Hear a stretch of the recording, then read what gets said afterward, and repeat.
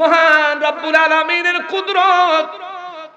ওই রব্বুল আলামিন নূহ নবীর জামানায় নূহ নবী একটা বদদুয়া দিল, মালিক আর পারি না রে আল্লাহ, আর পারি না।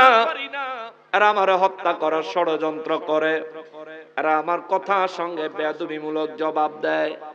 ও রব্বুল আলামিন এদেরকে ধ্বংস করে দাও। আল্লাহ কয়, নূহ রে তোমার উম্মত কয়জন? কয় আল্লাহ 80 জন। আল্লাহ কয় এদেরকে নিয়ে নৌকায় উঠো।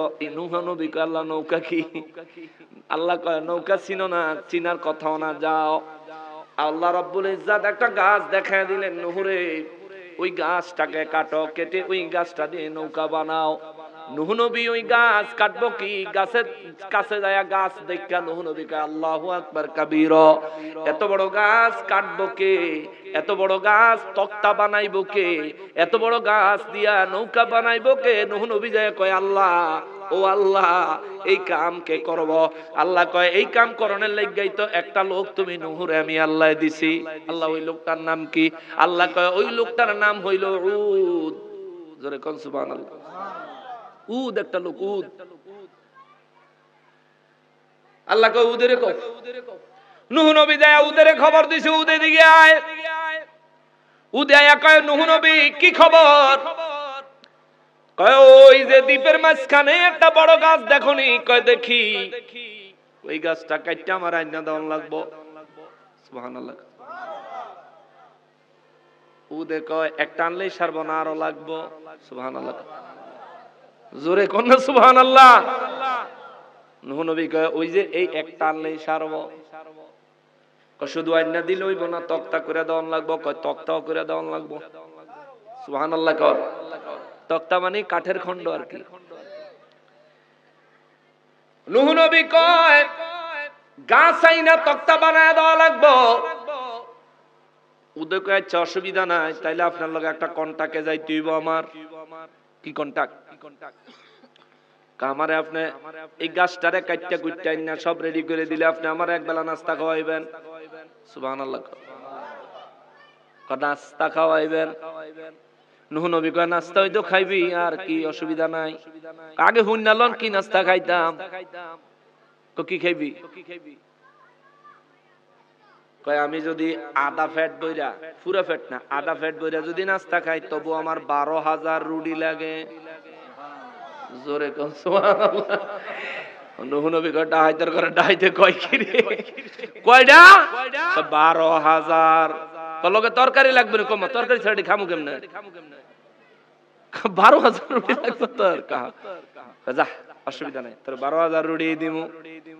উদে কয় কামলালন রুটি বানান শুরু করেন, আমি গাছ লই আইতাছি। সুবহানাল্লাহ। নূহ নবী কয় গাছ লই আইতাছি মানে কত বড় গাছ, এটা আনতে তো 2-3 মাস টাইম লাগতো না। কয় যাইতাছি আর আইতাছি, আপনি রুটি বানান। সুবহানাল্লাহ। কয় এই পাগলাই দ্বীপের মাঝখানে যায়া ওই মোটা গাছটারে মুলার মতো টান দিয়া উড়ায় লাইছে। আল্লাহু আকবার। মুলার মতন টান দিয়া উড়ায়া গাছটারে কান্দ লয়া। এই জামানাত তোর বিরিয়া ছিল না, থাকলে টানতে টানতে আইলুইলি। ঠিক কি না বলে? উদের কথা কইতে লইছিলাম, অনেক দেরি হয়ে গেছে। আচ্ছা উদে উদে মুলার মতন টান দিয়া গাছটারে কান্দের উঠে লইয়া আড়া দিছে, আইয়া পড়তেছে। ভাই নূহ নবীর উম্মতেরা সমুদ্রের কিনারে থেকে দেখে দ্বীপের তেনে পাগলায় গাছ হেডে লইয়া সমুদ্রের ভিতরে আইতে আইয়া পড়তেছে। সুবহানাল্লাহ। ওরে দৌড়ে আইছে, হুজুর দানব আইতাছে, দানব। কারণ বেড়ানোদার মানুষ তো দেখা যায় না, খালি গাছটাই দেখা যায়, তারে আর দেখা যায় না, কিন্তু দেখে গাছ ফাতালি হইয়া আটতাছে। সুবহানাল্লাহ। নূহ নবী কয় আরে দানব না, উদে আইতাছে। এই তোরা রুটি বানা। রুটি বানানি চলতেছে। উদে আইছে, গাছটারে আইয়া নূহ নবীর বাড়ির সামনে যে ধাপ্পার করে হালাইছে, মানে পুরো এলাকাটা জমিনটা শুই দেখাই উঠছে। সুবহানাল্লাহ। হাতে এডারে বাউজুগার কইরা এর ভিতরে কাইটা কুইটা একলাই। হায় হায় হায়, আল্লাহ তারে কি শক্তি দিছিল। আমরা শক্তির বাহাদুরি করি। হ্যাঁ, দুইজনে দুই মুহূর্তে ধরলে আমরা আর কুলাই না, কিন্তু তারপরও আমরা অনেক শক্তি অনেক বাহাদুরি আমরা করি। এ বেটা ছিল শক্তিশালী, বানাইছে কে? জোরে কোন কে? এই বেড়ায় আইয়া গাছ গোছ কাটটা কুটটা সাইরা নূহ নবীর ঘর আইসা হাত মুখ ধুইয়াটি আইয়া কয় দেন আমার বেশি খিদা লাগছে নাস্তা দেন। নূহ নবী কয় আচ্ছা হাত মুখ ধুইয়ায়? কয় ধুইয়াইছি। কয় বইছে দেরে রুড়ি দেরে একটা প্লেট করে 3টা রুটি এনে দিছে। সুবহানাল্লাহ কর। কয়টা? 3টা রুটি এনে দিছে। তো তে সাইয়া রইছে। তো নূহ নবী কয় সাইয়া রইছত করে? কয় আর কো আইতাছে তুই খাস না? আইতাছে। কয় 3টা দিয়ে আমার দাঁতে জিভে আটকে থাকবো, এটা তো পেট পর্যন্ত যাইতো না। নূহ নবী কার বেটা খাস না? ওই যে তরকারি দিছি তুই শুরু কর, আইতাছে। তো যত লাগবে তত দেওয়া যাবে ইনশাআল্লাহ। কয় ঠিক আছে। রুটি লইছে, সিরা তরকারি লাগাইছে, মুহ দিব। নূহ নবী কয় থাম। কয় কি খাইতাম না? কয় খাইবি। কয় তো থামাইলেন করে? কয় খাওয়ার আগে বলো বিসমিল্লাহ সুবহানাল্লাহ। কয় এটা কইলে কি হইব? কয় এটা আমার আল্লাহর নামে কহ।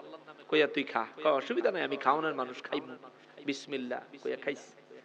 এক রুটি শেষ, আরেক রুটি লইছে, এই মাঝখানে সিরা এই আধা খান খাইছে। 1.5 রুটি খাইয়া আরো আধা খান আতো লইয়া খালি গবাত গবাত পানি খাইতেছে। নূহ নবী কয় খা তাড়াতাড়ি খা। এই ভিতরে কে আছে তোরে? রুটি লই আয়। কয় রাহেন আস্তে। উদে কয় আস্তে। কয় আস্তে কি লাগা? কয় হুজুর আপনি কি মন্ত্র শিখাই দিছেন? 12,000 রুটিতে আমি ওদের পেট ভরে না, আর কি এক নাম বলছেন বিসমিল্লাহ। যার নাম উচ্চারণ করে, যার নামে খানা আরম্ভ করলে আমি ওদের 12,000 রুটির ক্ষুধা 1.5 রুটিতে মিটটা গেছে। সুবহানাল্লাহ। হুজুর আপনি অবশ্যই সত্য নবী। জোরে কন্যা সুবহানাল্লাহ। এই উদে 1.5 রুটি খাইয়া 1.5 রুটি খাইতারছে না। নূহ নবীর তক্তা বানাই দিছে, একটা গাছ, ছোট মোটো একটা গাছ, হুদা 1,24,000 60টা তক্তা হইছে। জোরে কোন সুবহানাল্লাহ। ওই নূহ নবীর নৌকার এখনো কিছু অংশ এই তুরস্কে আছে। তুরস্কে ইস্তাম্বুলের জাদুঘরেও আছে। আর মূলত শেষ পর্যন্ত নূহ নবীর নৌকাটা তুরস্কের যে জায়গায় ছিল, এটা তুরস্ক আর ইরাকের বর্ডার পড়ছে, বর্ডারের জায়গায়।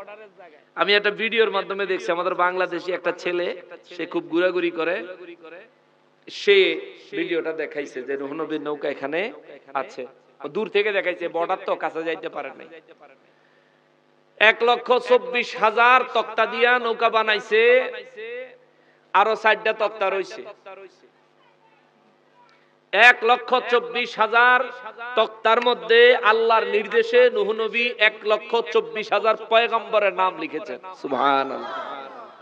আর নূহ নবী কয় আল্লাহ তক্তা যে 4টা রয়েছে, এই 4টা কি লিখা?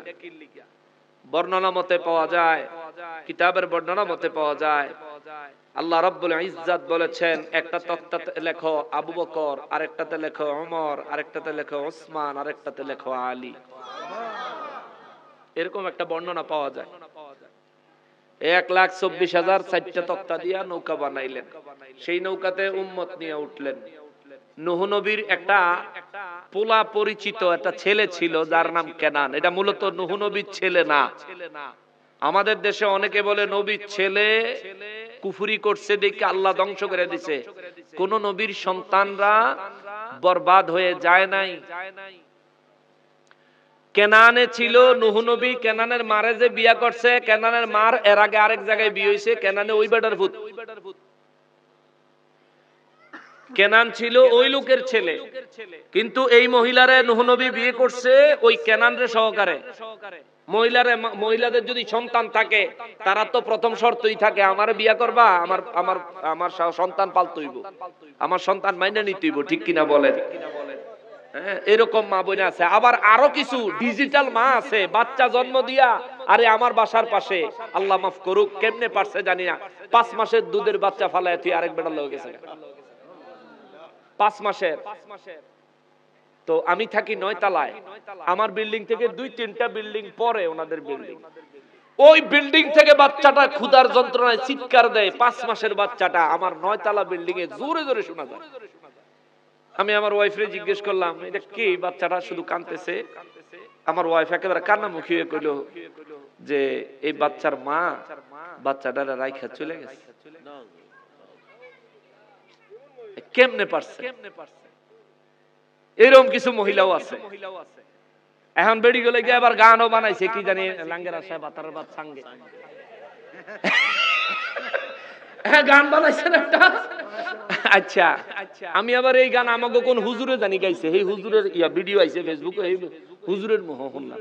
আমাকে হুজুররা যারা আছে, আমরা হুজুর টিরে একদিন আপনাকে মতন এরকম বয়াইয়া নসিহত করন দরকার, যেটি গান গায় ওয়াজ গিয়া, ঠিক কিনা বলেন?